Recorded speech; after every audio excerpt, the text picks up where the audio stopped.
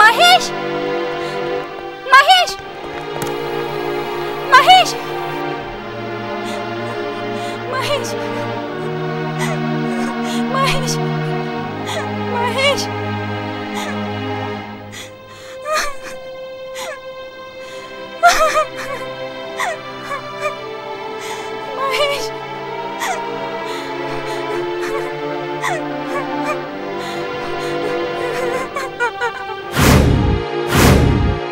Cut.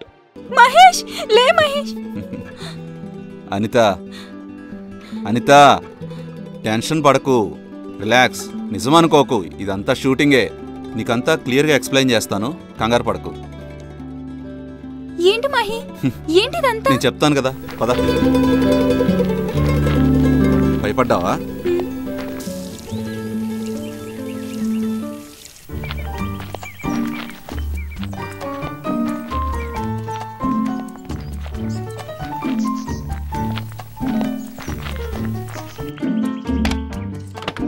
పదా, కూర్చో.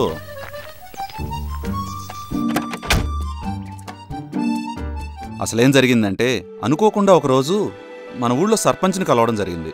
వాళ్ళ బావమరిది పెద్ద సినిమా తీస్తున్నాడు. ఆ వేషం కోసం హైదరాబాద్ వచ్చాను. హైదరాబాద్ వచ్చినప్పుడు మన సుందర్గాడి రూమ్కి వచ్చాను. వాడి ఓనర్కి వాడికి ఏవో గొడవలు ఉన్నట్టున్నాయి. అందు గురించి వాడి రూమ్లో ఉండడం కుదరలేదు. సర్పంచ్ బావమరిదిని కలవడానికని వాళ్ళ సినిమా ఆఫీస్కి వెళ్ళాను. అతనేమో షూటింగ్ పని మీద ముంబై వెళ్ళాడని చెప్పారు. అప్పుడు ఎక్కడ ఉండాలా అనుకుంటున్నప్పుడు నువ్వు కనిపించావు.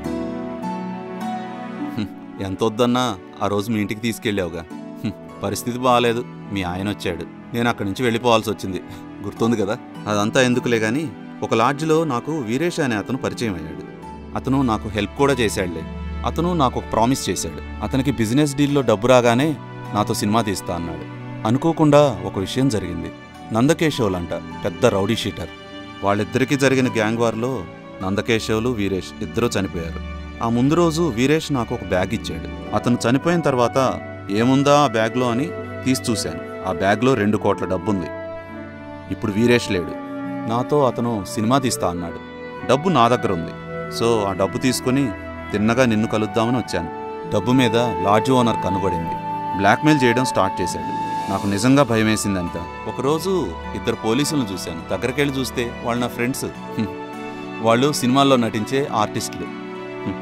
వాళ్ళ సహాయం తీసుకుని ఆ లాడ్జ్ ఓనర్ని భయపెట్టి అడ్డుదొలగించుకున్నాను. నిజం పోలీసులే అనుకుని సైడ్ అయిపోయారు. ఆ డబ్బుకు సంబంధించిన వాళ్ళు ఎవ్వరూ బ్రతికిలేరు. ఆ గ్యాంగ్ లీడర్ నందకేశులు చనిపోయాడు. డబ్బు బ్యాగ్ ఇచ్చిన వీరేషు చనిపోయాడు.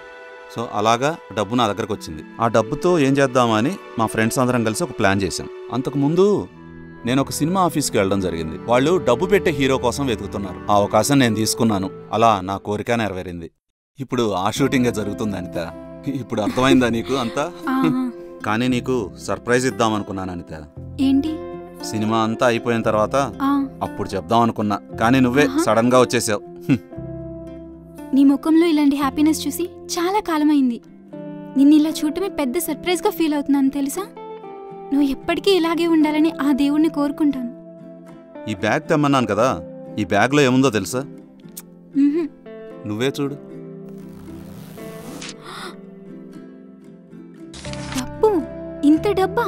ఇదంతా నీ ఇంట్లోనే పెట్టాను ఇంతకాలం, నువ్వే తీసుకొచ్చావు. అయినా ఆ బ్యాగ్ మా ఆయన కనుక చూసుంటే అసలు ఈ బ్యాగ్ మళ్ళీ దొరికేది కాదు మనకి. అయినా పర్లేదులే, నీ జీవితం బాగుపడేది, నువ్వు ఆనందంగా ఉండేదానివి. హలో, వచ్చేస్తున్నా. నేను ఇంకా బయలుదేరుతాను మహి. సరే అంతే, పద.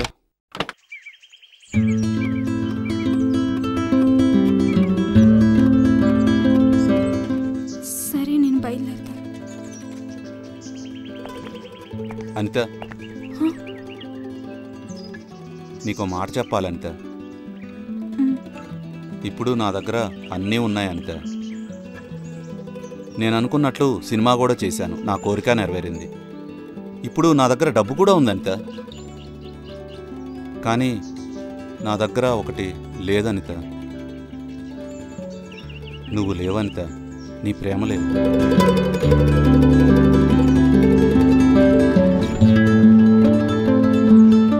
అనిత, మన ఇద్దరం కలిసి కొత్త జీవితం మొదలు పెడదాం. అనిత, నువ్వేమంటావు?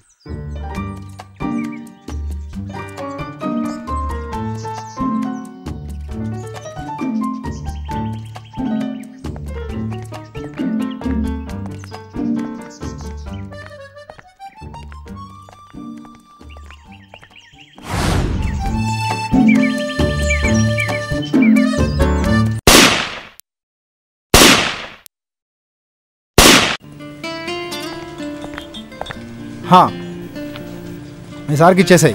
ఓకే. హలో అన్నా. హలో తమ్ముడు, ఏంటి అన్నా మీ కానిస్టేబుల్కి యూనిఫామ్ ఇచ్చి పంపాను అన్నా. సరే సరే. ఏంటి మీ సినిమా షూటింగ్ బాగా ధూమ్ధామ్ జరిగినట్టుంది. ఎక్కడ విన్నా మీ సినిమా పేరు వినపడుతుంది. అవునన్నా, సూపర్గా చేశారు. షూటింగ్ మాత్రం చాలా బాగా జరిగిందన్న. ఏంటి మీ ప్రొడ్యూసర్ బాగా డబ్బులు పెట్టినట్టున్నాడు మీ సినిమాకి. అవునన్నా, ఎక్కడి నుంచి తెచ్చాడో కానీ చాలా బాగా చేస్తున్నాడు అన్న. సరే కానీ తమ్ముడు, మనలో మనమాట, నీకు యూనిఫామ్ ఇచ్చేటప్పుడు గన్నేమైనా వచ్చిందా దాంట్లో? గన్నేంటి అన్న?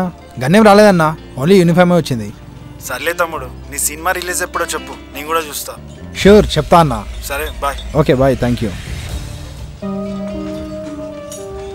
ఆ యూనిఫామ్తో వచ్చిన కన్ను పొరపాటు నిజంగానే కాదు కదా.